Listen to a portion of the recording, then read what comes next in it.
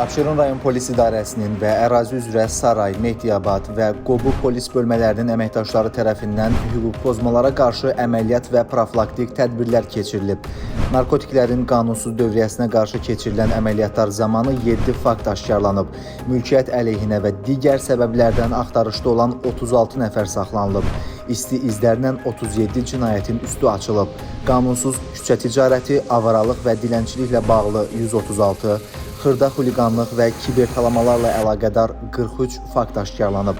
Həmçinin Abşeron rayonunda aparılan profilaktik tədbirlərlə vətəndaşlarda olan odlu silah-sursatlar könüllü polisə təhvil verilib. Abşeron rayon polis idarəsinin Dövlət Yol Polisi şöbəsinin əməkdaşlarının keçirdikləri tədbirlər zamanı spirtli içki və narkotiklərin təsiri altında avtomobil idarə edən 2, nəqliyyat vasitəsinin konstruksiyasında dəyişiklik edən 18, dayanma durma qaydalarını pozan sürücülər barəsində inzibati tənbih tədbirləri görülüb.